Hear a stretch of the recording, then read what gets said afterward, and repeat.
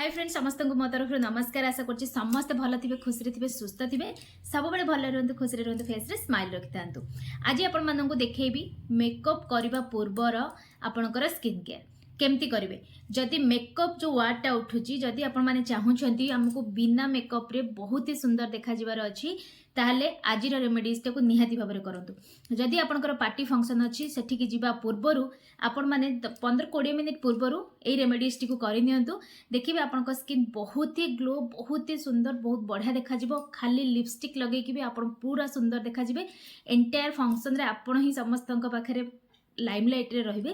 तो आशा करछि आज वीडियो आपण मानक बहुत काम रे आसीबो। तो निहाती भाव में वीडियो को प्रथम रो शेष देखिबे भल से बुझिबे तापर जे कि स्किन रे अप्लाई करिवे को माने आज रेमेडीज टी को स्किप करिवे पूरा रेमेडीज को निहाती भाव में देखु मझे मुझे सागर शेयर करनेबी से क्वेश्चन रो आंसर टी। तो चलतु आज वीडियो स्टार्ट करवा। तो जेकोसी स्किन केयर करने पूर्व फास्ट आम स्किन को टिके पोछि नबा वेट वाइप्स रे। जदि आपण फेस रे बहुत सारा मेकअप अच्छी आपण मैंने भल भाव में प्रॉपर फेस वाश करके ही रेमेडीज टी को अप्लाई करेंगे। पार्टी फंक्शन को जीवार 15-20 मिनिट पूर्वर ये रेमेडीज टी को अप्लाई करूँ। आपण केवल फेस नुहे आपण मैंने नेक रे अप्लाई करेंगे। तो ये मुझे बढ़िया भाव में फेस को पूरा पोछि नेली। तापर देखंतु एटी मु आनिची कंचा क्षीर आउ इटा टिके हल्का ठंडा अछि। जदि आपण माननकु ठंडा भल लागुनी ताले आपण नॉर्मल किंतु कंचा क्षीर ही नेबे। या संगे किछि भी ऑप्शन नाही कंचा क्षीर ही एथरे बेस्ट। तापर देखंतु एटी मु नेइची गोटे पॉन्ड्स पाउडर।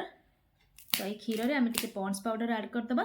बेसी लिक्विड कले भी किसी प्रॉब्लम नहीं कि थिक कले भी प्रॉब्लम नहीं किंतु लिक्विड करके लगेले आपण माने 3-4टा लेयर लगे पारिबे जहाँद्वारा कि आमर स्किन रे ग्लोटा बहुत सुंदर भाव में आसीबो।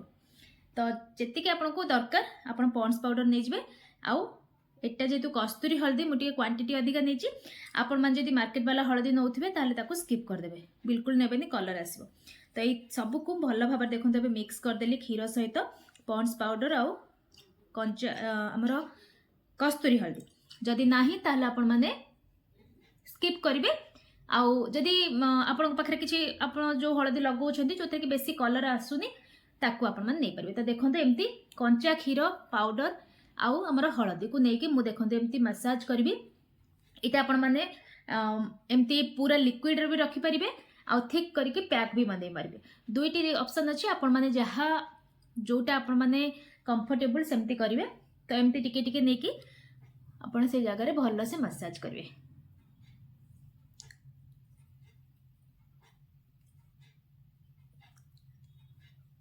तो जो मानकर बहुत अधिका पिंपल बाहर फेस रे बा किछि स्किन रे इरिटेशन अच्छी किछि घा हेछि किछि भी हेछि आज रेमेडी से माने स्किप कर नेबे।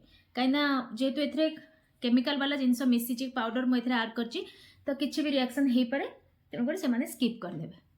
पैच टेस्ट भी करवा दरकार नहीं स्किप करवाटा बेटर। तो देखी पारे मुझे फेस रे बढ़िया भाव में मसाज करदेली। तापर कौन करेंगे ना या पूरा पूरी सुखापी छाड़ीदेव। ये सुखीगला टिके हल्का व्हाइट कलर फेस रे आसीज जेहेतु ये पाउडर ऐड होती। जदि आप पैक करके लगाउछन्ती ताले तो ऑटोमेटिक लगेबार 1 सेकेंड 2 सेकेंड भितर से पूरा पूरी व्हाइट आसीज। तो या कौन करेंगे ना आप 5-7 मिनिट पर्यंत फेस रे रखिए। तापर जस्ट खाली वाइप्स साहाय्य कौन करेंगे खाली फेस को पोछिबे। बेसी पानी लगे के धोइबा दरकार नहीं फेस को खाली पोछि नेबे बस आमर रेमेडीज रेडी हो। तो मु आपण मानकु देखेबी टिके हल्का सुखी जाओ पर 10 मिनिट्स परे मु आपण मानकु केमिति पोछि की पोछि साला परे कोन रिजल्ट आछि आपण मानक संगे शेयर करबी। तो देखंतु 10 मिनिट हे गलानी। तो ये जगह गुड़ा टिके टिके हल्का हल्का व्हाइट कलर आसुची। आउ जेहेतु मु लिक्विड करके लगेइथिली फेस रे एते व्हाइट देखा जिवनी। जदि आपण माने देखंतु एठी भी देखा होची जदि आपण माने पैक करके लगेबे आपनको फेस पूरा व्हाइट कलर हे जाइथिबो। तापर 10 मिनिट पर कोन करिवे ना एम्ति गोटे ओदा कपड़ा हो आ वाइप्स हो एम्ति नै के पोछि नेबे। देखंतु पोछि सारला परे आपण माने टिके रोज वाटर स्प्रे करनेबे बस आपणकर मत लगुच आ बेसी किसी मेकअप आपण मानक करने को पड़ोनी। तो देखिपे मो फेस को जस्ट खाली पोछि नहीं पोछि सारा पर ग्लोटा आपण मैंने निजे देखूँ लगुनि जे किसी भी मेकअप करने को पड़ो। तो बस आउ कि भी लगेबार ही ना। आगु को खरा दिन भी आसूची विदाउट मेकअप रे भी आपको फेस एमती जदि यही रेमेडीज टाक जब अप्लाई कर विदाउट मेकअप रे आपण बहुत बढ़िया देखा जाए पूरा ग्लो साइन आसो। तो या आपने जस्ट खाली रोज वाटर टी स्प्रे करदे ना रोज वाटर सहित विटामिन ई कैप्सूल ऐड करदे आहरी बढ़िया साइन देखा। तो आशा करूँ वीडियो भल लगी निहाती भाव में करूँ और मो सागर शेयर करूँ आपंकर फीडबैक।